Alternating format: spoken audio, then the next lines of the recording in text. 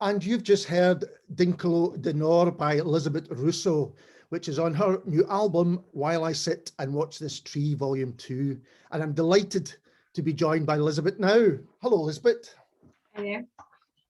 So first of all, what can you tell us about that track we've just heard, Dinkelo de Nor? Well, when I started kind of writing music, I kind of just started writing in English. And lately, I don't know, maybe because I'm growing older, I feel like more writing in my own language. So that's a song that's been written in Romanian, which is my native language. And it's kind of basically about my journey. I left home when I was 18 after high school and went to Aberdeen to study at the university. And that's how it really came to be in the UK.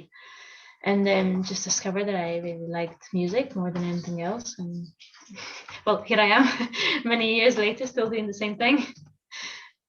And what about the album? Are there themes and ideas behind it which run through the album? I think it's a little bit of everything. I don't tend to be too emotional with my albums, but this one I suppose is a bit more personal. And this is kind of like just talking about my journey, I suppose, and just discovering things about myself that maybe I didn't know when I left home. And then, many things happen in life. So it's a little bit of everything in that album. And apart from the title, is there a kind of link to Volume 1, or is it just another collection of songs, so to speak? Yeah, I think it's another collection of songs. Some of them are actually even older songs that maybe I wrote when I was still in university, living in Aberdeen. So, and I've rediscovered them and I thought, oh, they never made it to an album, but now it feels like it's the time to put it on an album. So yeah, there's a few songs like that too. But yeah, it's just like another collection. And you mentioned beginning to perhaps write more in Romanian. Apart from the music of your own country, what other influences are on your music? I like traditional music from around the world. So that's what I kind of mainly listen to. I don't know, it's just that kind of stuff that I like. Any traditional music. I really love the traditional music of South Korea and then Japanese traditional music. So I think I take a little bit maybe of inspiration from old world traditions and that kind of maybe old kind of singing style and music style and stuff like that. Yeah, it's kind of traditional music, no matter where it's from. It maybe kind of share a kind of history. So yeah. And how are you playing these shows live? How are you doing? How are you presenting these songs live? Because I've seen you live a few times, and you kind of mix it up. That you often do different types of shows. Yeah, it's just I suppose. Well, this is going to be a bit new because some of the songs are a bit more. Some people say more electronic. Well, not really electronic, I could say. It's not really that electronic, but it does have elements of it which are a bit more on the electronic side. So it's going to be something new for me to perform some of the songs in that format live. So I don't know yet how it's going to be really. It's a new experience. I'm going to find out and probably know next time you're going to ask me that. It's just wait and see, I suppose, is the right answer to. Yeah. Mm-hmm. But you have in the past, I've seen you do a full set of Romanian songs. I've seen you do stuff where there's a lot of visual sides to it, some film going on as well. You do try different things. Yeah, I definitely like playing around with sounds, and I have some pedals which are always good fun, to just experiment with and just create all sorts of kind of sounds and just have a good time really. I suppose that's what's all about. If I end up enjoying playing something, I'm just gonna keep on doing it and improve on that. So who knows what's gonna be like for this album launch? It's gonna be interesting. And you collaborate a lot with the fantastic guitarist Graham Stevens. How does that work? Because it seems to work really, really well as a musical collaboration. Probably because he also like experimenting and improvising. I think that's probably the right word for using for the kind of music that I like. It's improvised music, especially live. It's just nice to just kind of not always play a song the same way, always have it, I don't know, just bring something interesting, so I don't really get bored with it, just by playing it all the time. And then also Graham uses a lot of pedals, so that means we have so much new stuff at our disposal to just use any way we want, really. So yeah, it's just we come together and we work things in a very interesting and maybe, I don't know, new ways all the time. Yeah. Have you ever done a live album? I'm trying to think. No, maybe I should. Well, I think maybe you should, because it, as you say, it's even if people are aware of the songs in the recorded version, you'll get a different version when you go to see you live. For sure, yeah. I do like doing things differently, and I think that's what's been the case with most of my albums. Like, they sound in a particular way on the album, but then live will be like, oh, this is different. So yeah, maybe, it would be an interesting thing to do in the future, maybe a live album. Yeah, it would be. And the cover of the new album, it's quite a striking image. Can you talk a bit about that? Yeah, so it's the cover is drawn, should I say, by this Australian artist called Justin Estcourt. And I don't know, it's just, it was already made, actually, so it's not something that was made specifically for this album. But when I saw it, I was like, wow, this is what kind of felt it went well with what I wanted, I suppose, to say on this album.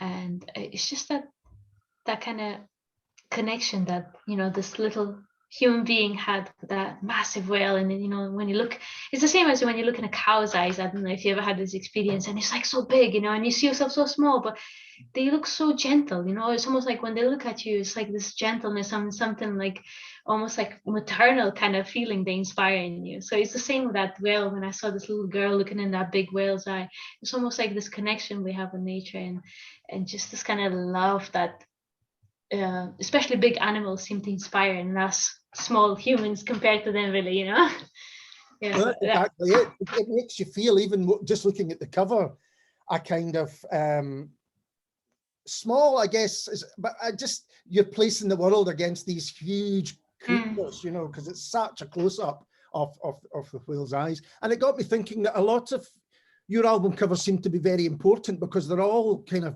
beautiful paintings or drawings or whatever they might be. Is that a really important part of the overall project? I think so, yeah. I think it's just I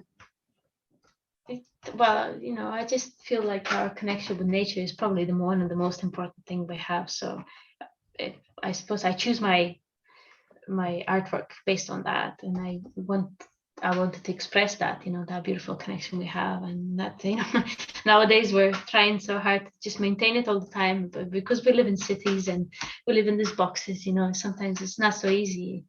But it's always there, I suppose, for us to access, and even maybe through art, and just looking at something like that, it's almost like a reminder. It's like, oh, this is what our connection is with. This is beautiful feeling that inspires in us, but just by even looking at something like that. So yeah, I hope it does that.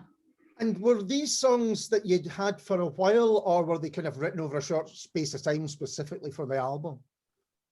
No, just like I said, some of them are actually quite older. It's music that I've written a long time ago and then forgotten all about it. Stuff that is crap, or I didn't really like it, and then thought, I'm just going to release it on this album. And then later on, you discover it, and you think, maybe I'm going to give it a new life, and I'm going to put it on the album in the end. So yeah, there's a few new ones, and then some old ones, just based on, it's a journey, right? Every song kind of, and everything there with music, it's a bit of a journey.